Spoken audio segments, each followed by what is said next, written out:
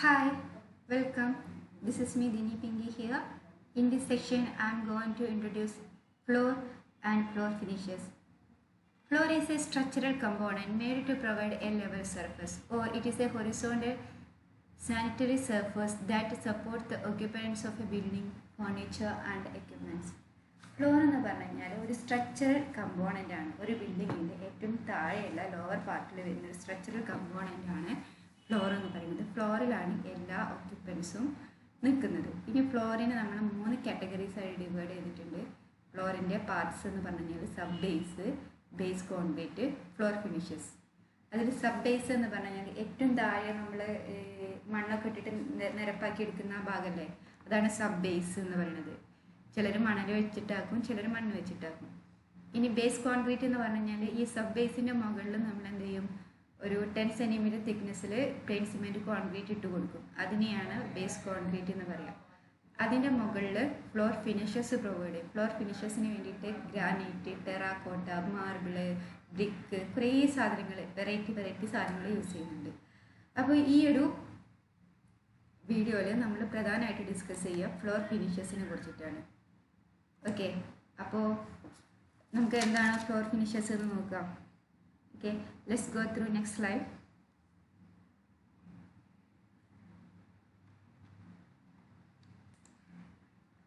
നമ്മളൊരു floor finishes select ചെയ്യുന്ന സമയത്ത് ശ്രദ്ധിക്കേണ്ട കാര്യങ്ങൾ. Selection of A flooring material. ഒരു ഫ്ലോർ ഫിനിഷ് നമ്മൾ സെലക്ട് ചെയ്യുമ്പോൾ ശ്രദ്ധിക്കേണ്ട കാര്യങ്ങൾ, ഒന്ന് ക്ലീനിനെസ് ആണ്. Floor should be capable of being cleaned easily and it should be non-absorbent. That means നമ്മൾ എടുക്കുന്ന ഫ്ലോർ എപ്പോഴും ക്ലീൻഡ് ആയിട്ടുള്ള ഫ്ലോർ ആയിരിക്കണം. അതിൻ്റെ മുകളിൽ എന്തെങ്കിലും രീതിയിലുള്ള ചളി കാര്യങ്ങളൊന്നും പറ്റി പിടിക്കരുത്. അപ്പോൾ അങ്ങനെയുള്ള നമ്മൾ ഒരു തറ എന്ന് പറഞ്ഞു കഴിഞ്ഞാൽ ബേസ് ആണല്ലോ. അപ്പോൾ ഏറ്റവും കൂടുതൽ അണുക്കൾ നമ്മുടെ മേലേക്ക് വരാൻ ചാൻസ് ഉള്ളതും ഈ തറയിൽ നിന്നാണ്. അപ്പോൾ നമ്മുടെ ശരീരത്തിലേക്ക് വരുന്ന ഈ ജേംസിനെയൊക്കെ നമുക്ക് പ്രിവെൻറ്റ് ചെയ്യണമെന്നുണ്ടെങ്കിൽ തറ എപ്പോഴും ക്ലീൻ ആൻഡ് നീറ്റായിട്ടിരിക്കണം. നെക്സ്റ്റ് വരുന്നത് റെസിസ്റ്റൻസ് ആണ്. ഈ ഓയിലിനെ അബ്സോർബ് ചെയ്യുക, ഗ്രീസിനെ അബ്സോർബ് ചെയ്യുക പോലെയുള്ള അബ്സോർപ്ഷൻ റെസിസ്റ്റ് ചെയ്യണം. പിന്നെ ഡ്യൂറബിലിറ്റി, നമ്മുടെ വിയർ ആൻഡ് ടിയറിനെ മാക്സിമം റെസിസ്റ്റ് ചെയ്തിട്ട് മാക്സിമം കാലം നിലനിൽക്കുന്ന ടൈപ്പായിരിക്കണം നമ്മുടെ ഫ്ലോറ്. ഹാർഡ്നെസ് എന്ന് പറഞ്ഞു കഴിഞ്ഞാൽ നമ്മുടെ ഫ്ലോറ് മാക്സിമം ഹാർഡായിരിക്കണം. അതിൻ്റെ സർഫസിൽ നമ്മൾ നെയിൽ വെച്ചിട്ടോ അല്ലെങ്കിൽ എന്തെങ്കിലും വരയ്ക്കോ കുത്തൊക്കെ ആണെങ്കിൽ അതിൻ്റെ ആ ഒരു പ്രിൻ്റ് അല്ലെങ്കിൽ ഇംപ്രഷൻ അതിൻ്റെ മുകളിൽ കാണാൻ പാടില്ല. അല്ലെങ്കിൽ ഇപ്പോൾ നമ്മൾ ഫർണിച്ചറൊക്കെ ഇട്ടിട്ട് ഫർണിച്ചറൊക്കെ വലിച്ചിടുക, നീക്കിയിടുകയൊക്കെ ചെയ്യുന്ന സമയത്ത് ആ ഫർണിച്ചറിൻ്റെ ഒരു എന്താ പറയുക ഇംപ്രഷൻ അതിൻ്റെ ഫ്ലോറിൻ്റെ സർഫസിൽ കാണാറില്ലേ, അങ്ങനെ ഉണ്ടാവാൻ പാടില്ല. നെക്സ്റ്റ് വരുന്നത് മെയിൻ്റെനൻസ് ആണ്. നമുക്ക് ഈസിലി മെയിൻറ്റെയിൻ ചെയ്യാൻ പറ്റുന്നതായിരിക്കണം. തുടയ്ക്കുകയാണെങ്കിൽ തുടയ്ക്കണം, അതല്ല ഇതാണ്. ഇപ്പം നമ്മളൊരു ഫ്ലോർ ഇട്ടു, ഫ്ലോറിൻ്റെ വർക്കും കാര്യങ്ങളൊക്കെ കഴിഞ്ഞു, ആ ഫ്ലോർ വീണ്ടും നമുക്ക് പണിയെടുക്കാമെന്നുണ്ടെങ്കിൽ പെട്ടെന്ന് ഡേർട്ടിയായി മാറുക, അത് ക്ലീൻ ആക്കിയിട്ട് ഇതാവുന്നില്ല എന്നുണ്ടെങ്കിൽ അതിനോട് കാര്യമില്ല.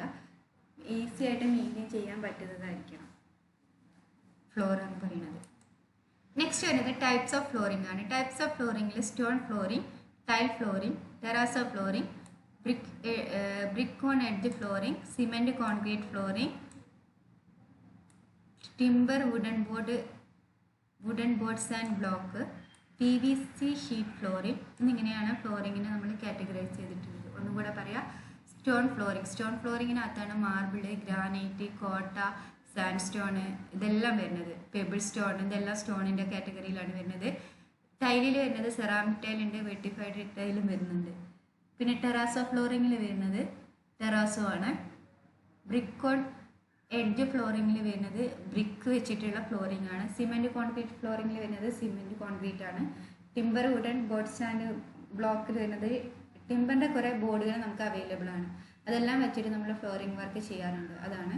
ദെൻ PVC ഷീറ്റ് ഫ്ലോറിംഗ് പറഞ്ഞു കഴിഞ്ഞാൽ നമ്മുടെ റെസീലിയൻ ഫ്ലോറിംഗ് ഇല്ലേ, കാർപ്പറ്റ് ഒട്ടിക്കുന്ന ടൈപ്പ്, അതിലാണ് PVC ഷീറ്റ് ഫ്ലോറിംഗ് വരുന്നത്. ഓക്കെ,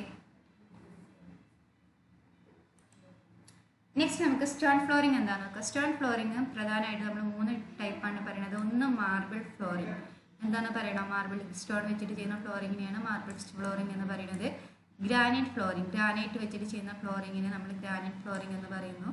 കോട്ട ഫ്ലോറിംഗ് എന്ന് പറഞ്ഞു കഴിഞ്ഞാൽ കോട്ട സ്റ്റോൺ വെച്ചിട്ട് ചെയ്യുന്ന ഫ്ലോറിങ്ങിനെ കോട്ട ഫ്ലോറിംഗ് എന്ന് പറയുന്നുണ്ട്. ഇനി മാർബിൾ ഫ്ലോറിംഗ് എന്ന് പറഞ്ഞു കഴിഞ്ഞാൽ സാധാരണ നമ്മൾ പ്രൊവൈഡ് ചെയ്യുന്നത് പബ്ലിക് ബിൽഡിങ്സിൽ ഹാവ് റിച്ച് സ്പെസിഫിക്കേഷൻ. അതായത് പബ്ലിക് ബിൽഡിംഗ് ആണെങ്കിലും റെസിഡൻഷ്യൽ ബിൽഡിംഗ് ആണെന്നുണ്ടെങ്കിലും ഒരു ഹൈലി അല്ലെങ്കിൽ റിച്ച് ഫീലിംഗ് തോന്നുന്ന രീതിയിലുള്ള സ്ഥലങ്ങളിലാണ് നമ്മൾ സാധാരണ മാർബിൾ ഫ്ലോറിങ് ചെയ്യുന്നത്. കുറച്ച് എക്സ്പെൻസീവ് ആയിട്ടുള്ള മെറ്റീരിയലാണ് മാർബിൾ എന്ന് പറയുന്നത്. അതുകൊണ്ട് തന്നെ മാർബിൾ ഫ്ലോറിങ് ചെയ്യുമ്പോൾ കുറച്ച് ഇതായിട്ട് നിൽക്കണം. ദെൻ ക്ലാസിഫിക്കേഷൻ ഓഫ് മാർബിൾസ് ആണ്. ക്ലാസിഫിക്കേഷൻ ഓഫ് മാർബിളിൽ വൈറ്റ് മാർബിൾ വരുന്നുണ്ട്, കളേർഡ് മാർബിളിൽ ഗ്രീൻ മാർബിൾ വരുന്നുണ്ട്, മക്രാന മാർബിൾ വരുന്നുണ്ട്, പിങ്ക് മാർബിൾ വരുന്നുണ്ട്, ബ്ലാക്ക് മാർബിൾ വരുന്നുണ്ട്. ഓക്കെ അപ്പം ഇനി എങ്ങനെയാണ് മാർബിൾ ലേ ചെയ്യുന്നത് നോക്കാം. എങ്ങനെയാണ് മാർബിൾ ഒട്ടിക്കുക, മാർബിൾ എങ്ങനെ പതിക്കുക എന്നുള്ളത് നോക്കാം. ആദ്യം തന്നെ നമ്മൾ മാർബിളിനെ നമുക്ക് സ്യൂട്ടബിൾ സൈസിലേക്ക് കട്ട് ചെയ്തെടുക്കുക. ഈ കട്ട് ചെയ്തെടുക്കുന്നത് എങ്ങനെയാണെന്ന് വെച്ച് കഴിഞ്ഞാൽ നമ്മൾ ഏത് പാറ്റേൺ ആണോ മാർബിൾ ഉപയോഗിച്ച് ചെയ്യാൻ പോകുന്നത് അതിനെ ബേസ് ചെയ്തിട്ട് അത് മാറും. ഇനി അതെങ്ങനെ അത് പ്രോപ്പർ സൈസിലേക്ക് കട്ട് ചെയ്തെടുക്കുക. നമ്മൾ യൂസ് ചെയ്യുന്ന പാറ്റേണിനെ ബേസ് ചെയ്തിട്ട് ഇതിന് മാറ്റം വരും. ഏത് സൈസിലാണ് നമ്മൾ കട്ട് ചെയ്യണമെന്നുള്ളൊരു മാറ്റം വരും. സാധാരണയായിട്ട് 20 mm to 40 mm സൈസിലുള്ള മാർബിൾ സ്ലാബുകളാണ് നമുക്ക് അവൈലബിൾ ആയിട്ട് വരിക. ഇനി നമ്മളിത് ചെയ്യുന്നതിന് മുന്നേ നമുക്കൊരു സബ് ബേസ് അല്ലെങ്കിൽ ബേസ് ഫ്ലോർ ഉണ്ടാക്കണം. അതിന് വേണ്ടിയിട്ട് സബ് ഫ്ലോർ ഉണ്ടാക്കാൻ വേണ്ടിയിട്ട് ഞാൻ നേരത്തെ പറഞ്ഞിട്ടുണ്ടായിരുന്നു, ഒരു കോൺക്രീറ്റിൻ്റെ ബെഡ് ഉണ്ടാക്കി വയ്ക്കുക. അതിൻ്റെ മുകളിൽ 1:4 എന്ന് പറയുന്ന റേഷ്യോയിൽ സിമെൻറ്റും സാൻഡും കൂടി മിക്സ് ചെയ്തിട്ട് മോർട്ടാർ ഉണ്ടാക്കുക. മോർട്ടാർ ഉണ്ടാക്കിയിട്ട് അത് ലേ ചെയ്യാം. അതിൻ്റെ മുകളിൽ 20 mm തിക്നെസ് ആണ് കേട്ടോ നമ്മൾ ഈ ഒരു സ്ലാബിൻ്റെ ഇത് പറയുന്നത്. എന്നിട്ട് നമ്മൾ ഈ സ്ലാബ് എന്ത് ചെയ്യുക, അതിൻ്റെ മുകളിൽ ഒട്ടിച്ച് വയ്ക്കുക. ഓക്കെ, മാർബിൾ ലേ ചെയ്യുന്നതിൻ്റെ ലേയിങ് ഓഫ് മാർബിളിൻ്റെ ഒരു ഇതാണ്. ഇത് സ്റ്റെയർ കേസിലാണ് മാർബിൾ വെക്കുന്നത്. ഇത് നമ്മൾ നേരത്തെ പറഞ്ഞിട്ടുള്ള ഈ ഭാഗം കണ്ടില്ലേ, ഇവിടെയാണ് നമ്മൾ പറഞ്ഞിട്ടുള്ള മോർട്ടാർ ഇട്ടിട്ടുള്ളത്. ഇനി ഇതിൻ്റെ തിക്നെസ് ആണ്. ഓക്കെ, ഇത് മാർബിളിൻ്റെ സ്റ്റോൺസ് അവൈലബിൾ ആവുന്നതാണ്, സ്റ്റോൺ സ്ലാബ്സ്. മാർബിൾ ഫ്ലോറിനെ ഫിനിഷ് ചെയ്യുക ചെയ്യുന്നത്.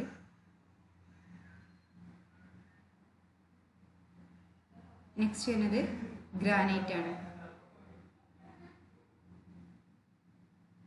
ഗ്രാനൈറ്റ് എന്ന് പറഞ്ഞു കഴിഞ്ഞാൽ മാർബിളിനേക്കാളും കുറച്ചും കൂടി ഹാർഡർ ആയിട്ടുള്ളതാണ്, കുറച്ചും കൂടി ഫൈനുമാണ്, കുറച്ചും കൂടി ഹാർഡുമാണ് ഗ്രാനൈറ്റ് ഫ്ലോറിങ്.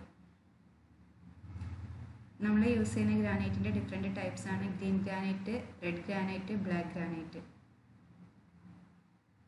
കോട്ട സ്റ്റോൺ ഫ്ലോറിങ് ഗ്രാനൈറ്റിൻ്റെ ലേയിങ് എങ്ങനെയാണെന്ന് വെച്ച് കഴിഞ്ഞാൽ എങ്ങനെയാണോ നമ്മൾ മാർബിൾ സ്റ്റോൺ ലേ ചെയ്യുന്നത് അതുപോലെ തന്നെയാണ് ഗ്രാനൈറ്റ് നമ്മൾ ലേ ചെയ്യുന്നത് കേട്ടോ. ദെൻ കോട്ട സ്റ്റോൺ എന്ന് പറഞ്ഞാൽ 20 mm to 40 mm 25 mm to 40 mm തിക്കിലാണ് നമുക്ക് കോട്ട സ്റ്റോൺസ് അവൈലബിൾ ആയിട്ടുള്ളത്. എങ്ങനെയാണോ മാർബിൾ ലേ ചെയ്യുന്നത് അതേ സെയിം പ്രൊസീജിയറിലാണ് ഇതും ലേ ചെയ്യുന്നത് കേട്ടോ. അപ്പോൾ ഇത്രയും വരെ കഴിഞ്ഞിട്ട് ഇതിൽ നമ്മൾ നിർത്തുകയാണ്. ബാക്കി കാര്യങ്ങൾ നമുക്ക് അടുത്ത ക്ലാസ്സിൽ എടുക്കാം.